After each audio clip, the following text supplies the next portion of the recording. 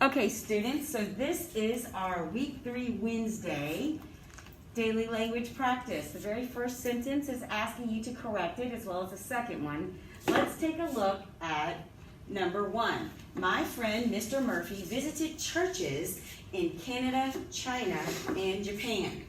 We know every sentence begins with a capital letter. That's a given, right? My friend Mr. Murphy visited churches in Canada, China, and Japan. Would you please tell me what else needs to be corrected in this sentence? Yes. You need to capitalize Mr. Okay, Mr. And what about his name? And capitalize the M in Murphy. Good. Capitalize the M in Murphy. Good job. Okay. What else needs to happen in this sentence? Yes.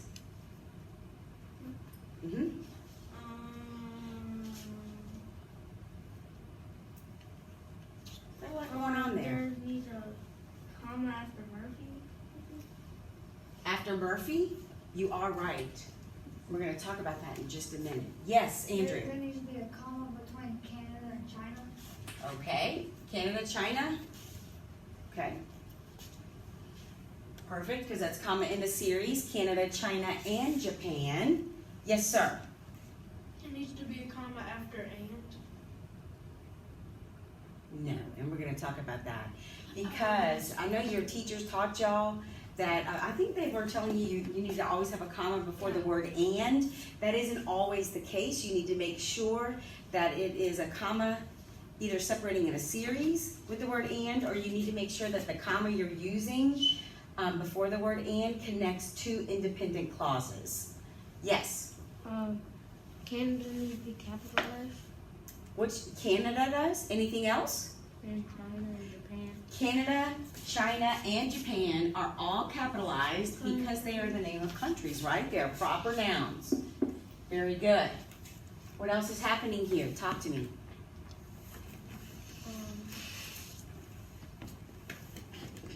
Put the E before the S in churches. Okay, so we know that when we're talking about plurals, things that are more than one, the word is church. Churches is more than one church.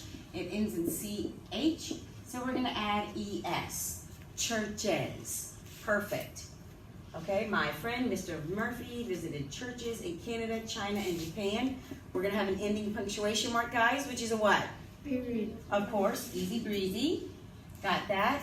Now to take you to my friend Mr. Murphy visited, yes, past tense. I'm gonna tell you about something in a sentence that warrants 2 commas. We already have one there, and it's called an appositive. Who knows what an appositive is? Appositive. I know, it was supposed to be introduced toward the latter part of the year in 5th grade, so if you didn't get that, that's totally fine. It's when a sentence has a little bit more information about a subject of the sentence than what's necessary. What do I mean? My friend, comma, Mr. Murphy, okay? My friend, I could actually take out Mr. Murphy in this entire sentence and it would still make sense. But when I add Mr. Murphy in that sentence, I'm telling you more about my common noun friend. But I'm going to go ahead and tell you who it is, Mr. Murphy. That's why you're going to have those 2 commas there, okay? You understand? All right, great. I think this one is good to go. Number 2, let's take a look at it. Their mom asked them to go to Black's Market for her. All right. Let's look at this very first word in this sentence. Talk to me about the word there in this sentence. Needs to be capitalized and. Okay. You see it? Yeah. You don't see it? That's okay. It's okay. You have to stand up first. Go, buddy. T-H-E-I-R.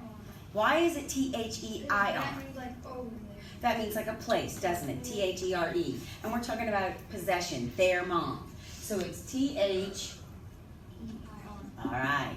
And if you get confused, we have a tricky words board over there in the room that differentiates between what those words mean and when they are to be used. Yes, sir. The B in Blacks needs to be capitalized. Okay, well the name of the entire market though is Black's Market. like Naphies Market or Food Saver. So the F in food, the S in savor would be capitalized. The N in Naphies would be capitalized. So this one, you were right, blacks, but also the M in market, okay? Actually, I think it was just called black market, so we need to show some possessiveness there. So we're gonna add an apostrophe S, blacks market. Yes, sir? Their mom asked them. Asked them, that's right, past tense. We're gonna add the ED. Asked them to go to Black's Market for her. Is there anything else that needs to happen in this sentence? What do you think? Capitalized mom. You what? Capitalized mom. No, because we're not talking about mom's name. We're just talking about their mom. We don't know if that's what they call her. They probably do call her mom, but they could call her mommy or ma or hey lady. They better not call her by her first name. Okay, yes sir. Period. A period at the end of that sentence. Very good. Who knows what type of sentence this is? Their mom asked them to go to Black's Market. Is it declarative, imperative, interrogative, yes, or exclamatory? Yes. Declarative. Hmm? Declarative. Declarative. We're declaring, we're telling you what she did. All right, write the sentence, circle the cause, and underline the effect. Because something happened, this was the result. This is the effect, the result. So what happened? What is the cause? Yes, sir.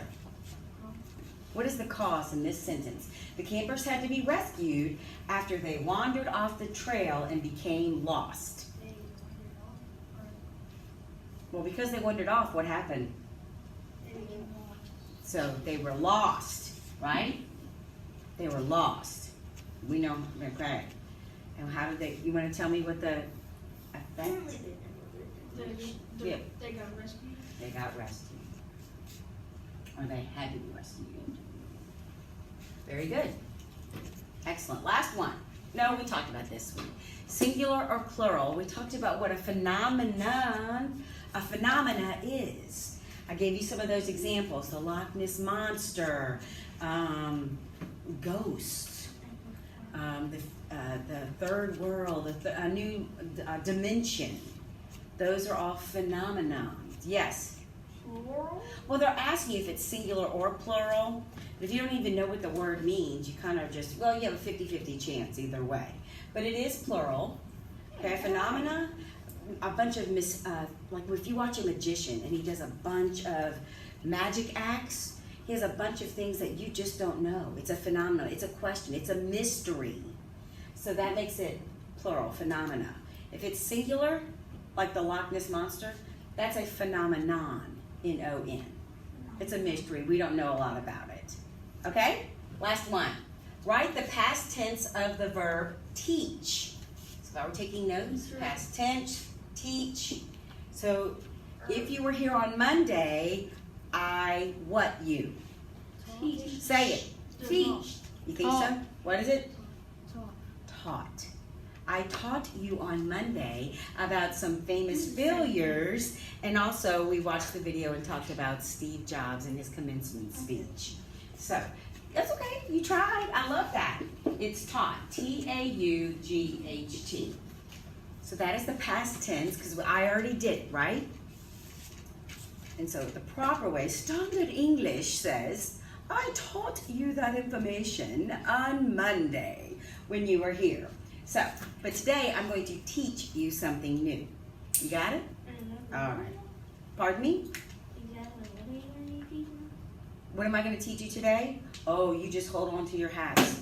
Buckle up. Get ready for the ride, because it's coming.